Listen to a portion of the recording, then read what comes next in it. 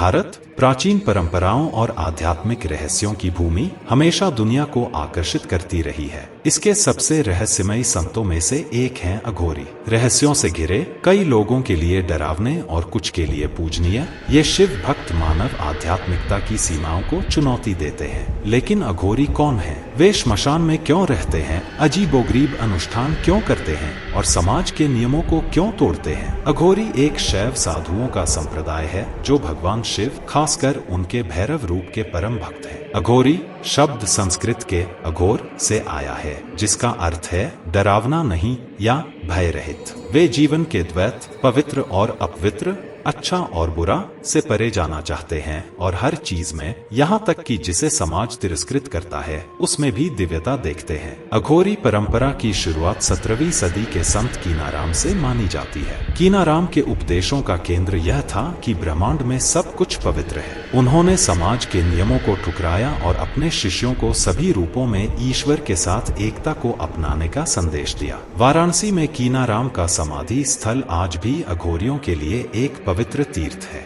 अघोरियों के लिए श्मशान या श्मशान घाट डर का नहीं, बल्कि ज्ञान का मंदिर है। यह जीवन की नश्वरता और आत्मा की मृत्यु से परे यात्रा का प्रतीक है। इन खामोश जगहों पर ध्यान करके वे मृत्यु को सीधे सामने से देखते हैं, जिससे उन्हें जीवन और मृत्यु के भ्रम से मुक्ति मिलती है। अघोरी अपने असामान्य भोजन के लिए जाने जाते हैं। वे ऐसी चीजें खाते हैं जिन्हें समाज अपवित्र मानता है, जैसे शराब, मांस और यहाँ तक कि श्मशान में पाए गए मानव मांस। यह किसी अजीब आदत के कारण नहीं, बल्कि एक आध्यात्मिक अभ्यास है। उनके लिए कुछ भी पवित्र या अपवित्र नहीं है, यह इंसानों द्वारा बनाए गए नियम हैं जिन्हें वे तोड़ते हैं। उनका रूप उनके रहस्य को और बढ़ा देता है। अघोरी खुद को श्मशान की राख, जिसे वे विभूति कहते हैं, से लिप्त करते हैं। यह सृष्टि और विनाश के चक्र का प्रतीक है। वे केवल लंगोट पहनते हैं या कभी कभी नग्न रहते हैं। भौतिक वस्तुओं का त्याग करके अपने ध्यान को केवल आध्यात्मिक यात्रा पर केंद्रित करते हैं। उनके अनुष्ठान उनके जीवन का सबसे विवादास्पद पहलू है।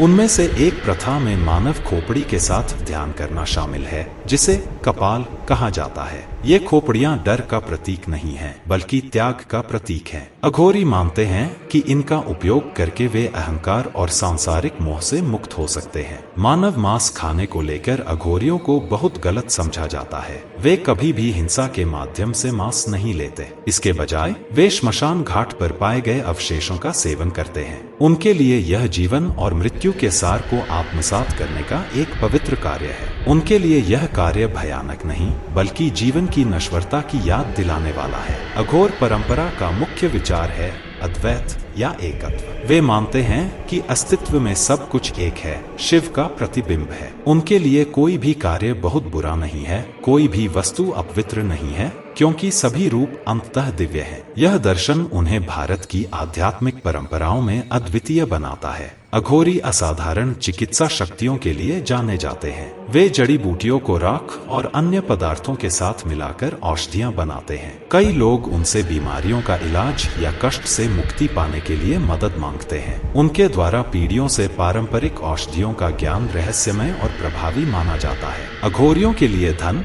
रिश्ते और सामाजिक नियम केवल विचलित करने वाले हैं। वे अपने परिवार, अपने घर और सभी भौतिक संपत्तियों को छोड़ देते हैं ताकि वे पूरी तरह से आध्यात्मिक विकास के लिए समर्पित हो सकें। सांसारिक चीजों के प्रति उनका यह त्याग आधुनिक जीवन की भौतिकता से बिल्कुल विपरीत है। अघोरी ऐसा क्यों करते हैं जो दूसरों को डराता है? इसका उत्तर उनके मोक्ष या मुक्ति की खोज में है। वे मानते हैं कि वर्जनाओं का सामना करके और समाज द्वारा छोड़ी गई चीजों को अपनाकर वे डर, अहंकार और द्वैत से परे जा सकते हैं और ईश्वर के साथ एकता प्राप्त कर सकते हैं। कहा जाता है कि उन्नत अघोरी कठोर ध्यान और अनुष्ठानों के माध्यम से रहस्यमय शक्तियां या सिद्धियां प्राप्त कर लेते हैं। इनमें भविष्यवाणी करना, टेलीपैथी या चरम परिस्थितियों को सहने की शक्ति शामिल हो सकती है। हालांकि सच्चे अघोरी इन शक्तियों का व्यक्तिगत लाभ के लिए उपयोग नहीं करते, ये केवल उनके आध्यात्मिक अनुशासन के परिणाम होते हैं। अघोरी तांत्रिक प्रथाओं से गहराई से जुड़े हुए हैं, जो अनुष्ठानों, मंत्रों और ध्यान के माध्यम से ऊर्जा को चैनल करने पर ध्यान केंद्रित करती है। तंत्र का उनका उपयोग उच्च चेतना और आध्यात्मिक मुक्ति प्राप्त करने के लिए होता है, न कि केवल भौतिक सुखों के लिए। अघोरियों को अक्सर गलत समझा जाता है, और उनकी प्रथाओं को अजीब या डरावना माना जाता है, लेकिन उनकी गहरी दार्शनिकता सामाजिक मानदंडों को चुनौती देती है और लोगों को पवित्रता, डर और दिव्यता के बारे में फिर से सोचने पर मजबूर करती है। वे समाज के किनारे पर रहते हैं, एक ऐसा मार्ग अपनाते हैं जो कम ही लोग अपनाते हैं, लेकिन जो भारत की आध्यात्मिक धरोहर में गहराई से निहित है। आज की दुनिया में अघोरी अपनी प्रथाओं को जारी रखते हैं, हालांकि उनकी संख्या बहुत कम है। वे मुख्य रूप से वाराणसी में और गंगा के तट पर पाए जाते हैं। उनकी जीवन शैली में कोई बदलाव नहीं हुआ है, लेकिन उनका अस्तित्व आधुनिक समाज को उसके डर और पूर्वाग्रहों का सामना करने की चुनौती देता है। अघोरियों की गूढ़ प्रथाओं ने पश्चिम को आकर्षित किया है, जिससे डॉक्यूमेंट्री, किताबें और चर्चाएं हुई हैं। हालांकि उनकी प्रथाओं को अक्सर सनसनीखेज तरीके से दिखाया जाता है। जो लोग गहराई से अध्ययन करते हैं